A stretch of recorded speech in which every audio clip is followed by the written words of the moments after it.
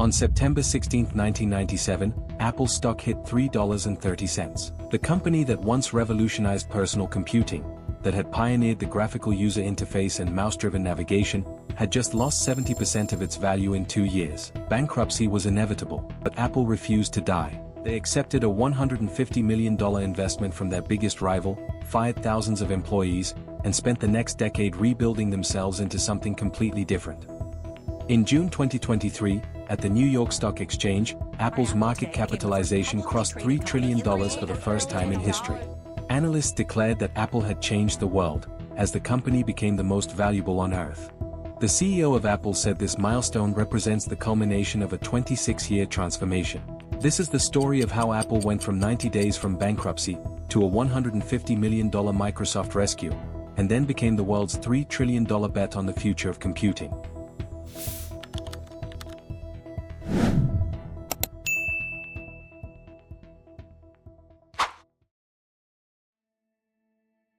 In 1976, Steve Jobs and Steve Wozniak assembled the first Apple I computer in Jobs' parents' garage, in Los Altos, California. At the time, personal computers were hobbyist kits requiring assembly and programming knowledge. The Apple I was one of the first machines sold as a fully assembled circuit board. 1 year later, they formed a company called Apple Computer, named after Jobs' favorite fruit and a commune he had visited.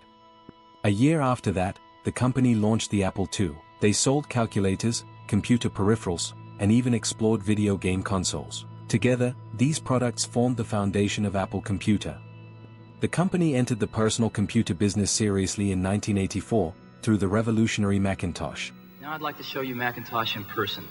Back then, the Mac was a challenger to IBM's dominance. The Macintosh featured a graphical user interface, a mouse, and a design philosophy that made computers accessible to non-technical users. But even then, the Macintosh was a small part of Apple's business. The company still made most of its money from Apple II sales and enterprise computing solutions.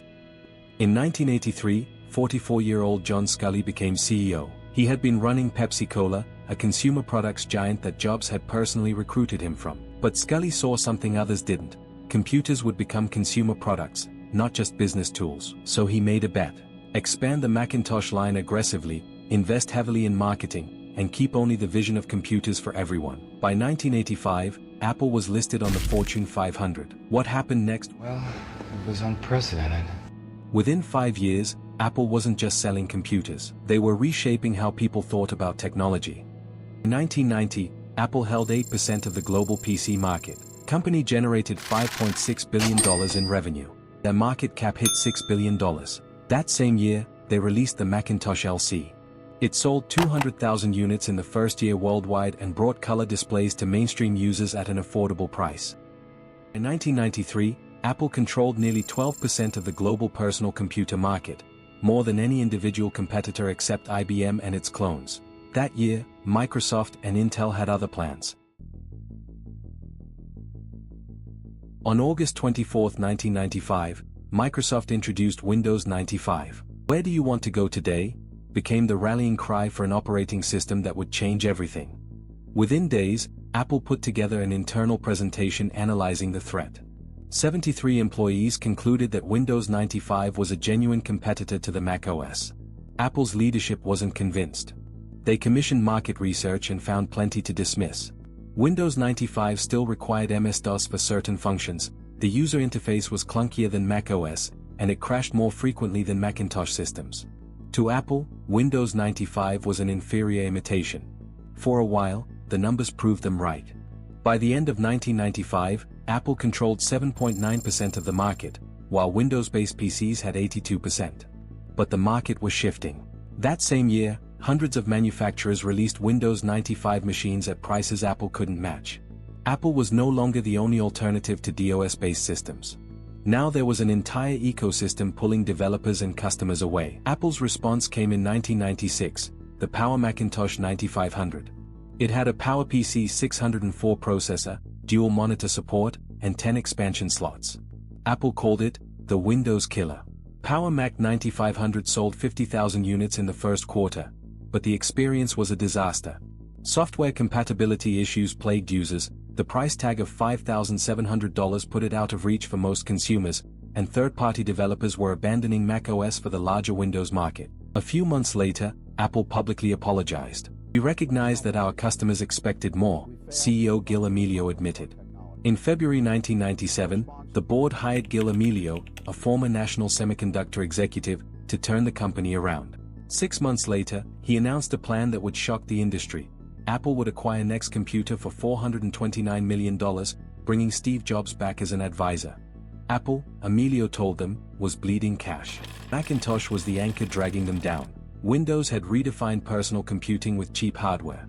Dell and Compaq were gaining ground fast. Apple had two choices: become a niche luxury brand, or compete on price. His answer was to reorganize around profitability and bring back the founder. The announcement was meant to signal stability. Instead, it signaled desperation to investors. Amelio had just told the world that Apple's leadership had failed, and that only Jobs could save the company. By the next quarter, Mac sales had dropped by 28%. When Amelio joined Apple in February 1996, they had 7.9% of the PC market. When he was forced out in July 1997, they had less than 3.5%. Apple's stock had peaked at $70 in 1991. By July 1997, it hit $3.19. 95% collapse. The company that once defined personal computing was now 90 days from bankruptcy.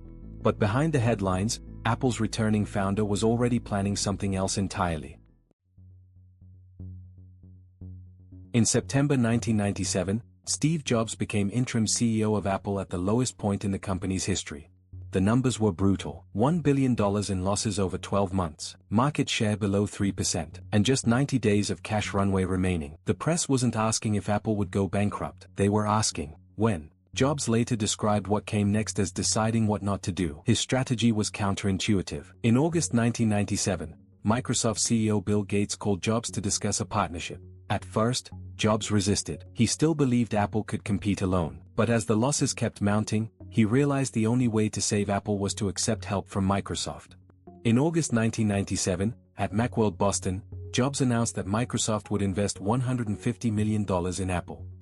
Microsoft is buying $150 million worth of Apple stock at market price.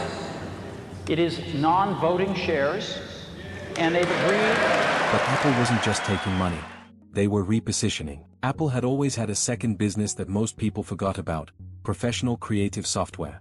Since 1987, they'd been running it as a bundle with Mac hardware. Before the Microsoft deal was even announced, Apple had secured commitments from Adobe and Microsoft to continue developing Photoshop, Illustrator, and Office for Mac. The logic was simple: stop trying to beat Windows on price. Start making premium computers that creative professionals depend on. Less than 1 year later, Apple returned to profitability with $309 million in revenue in Q1 1998, their first profitable quarter in 3 years. Apple had accepted a lifeline from their rival and walked away with cash, renewed developer support, and a refocused product strategy they fully owned. The computer company that lost the PC war had just pulled off the greatest pivot in tech history.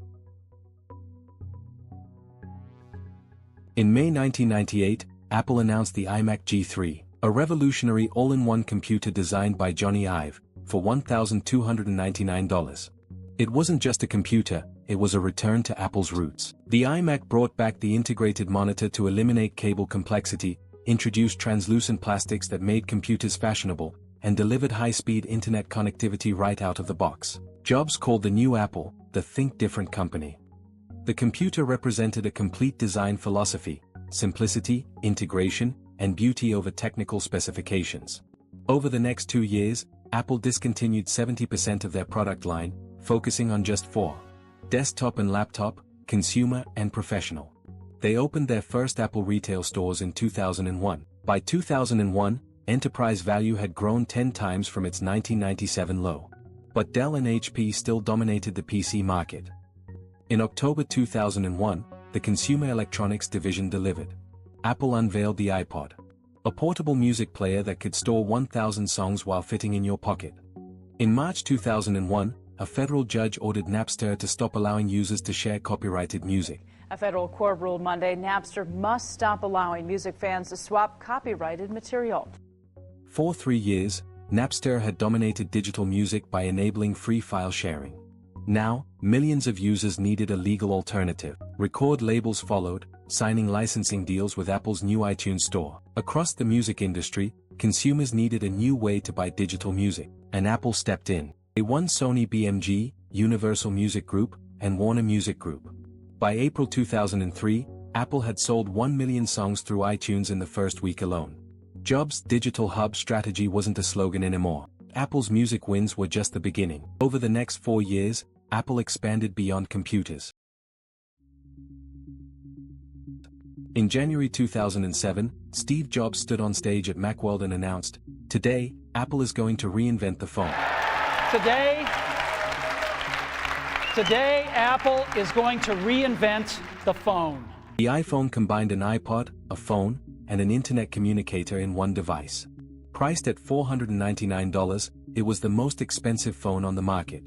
AT&T became the exclusive carrier, awarding Apple unprecedented control over the user experience and a share of monthly service revenue. By December 2007, Apple's market cap had crossed $200 billion for the first time. Apple wasn't just a computer company anymore. They were redefining consumer electronics, music, and mobile communications. The company that nearly died in 1997 was now shaping the future of technology. On June 5, 2023, Tim Cook held the Worldwide Developers Conference in Cupertino, California. He wanted developers and investors to hear this. Even after the iPhone, iPad, Apple Watch, and AirPods, Apple still didn't have a platform for spatial computing. Apple had spent 2 decades building the world's most valuable ecosystem. But Cook understood that the next phase wouldn't be flat screens. It would be immersive, 3-dimensional experiences. Augmented reality, virtual meetings, immersive entertainment, and spatial productivity apps can't afford latency or low resolution. The hardware has to deliver real-time performance with perfect visual fidelity. For a long time, Apple had tried acquiring companies and internal development. Meta's Quest wasn't an option, too low resolution and focused on gaming. Microsoft's HoloLens was enterprise-only and prohibitively expensive. Apple's chip infrastructure was different.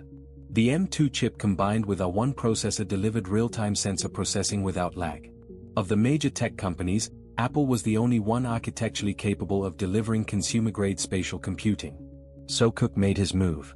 He announced the Apple Vision Pro, a $3,499 spatial computer, making Apple the first major tech company to bet their reputation on mixed reality. For Apple, it was a continuation. For the industry, it was a validation. They weren't just launching a product. They were betting their entire next-generation platform on spatial computing. Apple had the ecosystem, Vision Pro had the technology. Together, they would build the future of computing. The market got the message. Apple's stock jumped 2% on announcement day, adding $60 billion in market value. The spatial computing market is expected to exceed $1.3 trillion by 2030. And one analyst predicted that if this works, Apple could capture 40% of the market within a decade. If Vision Pro becomes widely adopted, Apple won't just be a consumer electronics company anymore. They'll be the infrastructure provider for the next era of computing. And that is the story of Apple. Born in a garage in 1976, rose to define personal computing, fell to near bankruptcy, then redeemed itself to become the world's most valuable company. Whether the Vision Pro bet pays off is still years away, but Apple's survival wasn't luck. It came down to 3 decisions. Lesson 1. Accept help from unlikely sources. In 1997, Apple accepted $150 million from Microsoft. At the time, critics called it surrender. Some even accused Steve Jobs of selling out to the enemy. 5 years later, Apple had returned to sustained profitability, and Microsoft's investment had paid off for both companies. Apple had swallowed their pride to survive. Most companies let ego drive decisions. Apple let survival drive decisions. Lesson 2. Simplify ruthlessly. After Jobs returned, Apple had dozens of product lines competing for resources. Most companies in crisis would try to appeal to everyone. Apple did the opposite. They cut 70% of their products, focusing on just 4 computers: desktop and laptop, consumer and professional. They weren't just trying to survive. They were trying to become something else. Lesson 3. Your competitive advantage might already exist. Apple didn't pivot to something new. They pivoted to something they'd always had: the integration of hardware and software. Since 1984, Apple had been running it quietly as their core philosophy. When Windows dominated on price, that integration became the foundation for everything that came next. The asset that saved Apple wasn't something they built in a crisis, it was something they'd owned all along. Apple lost the PC war to Windows, that's just history. But here's what the textbooks miss: the company that lost didn't disappear. They stopped fighting a war they couldn't win, and started a different one entirely. In 1997, Apple made just computers. Today, they make the devices we can't imagine living without. The comeback wasn't about returning to what they were. It was about becoming what they needed to be. 90 days from bankruptcy to a $3 trillion empire. That's not a recovery. That's reinvention.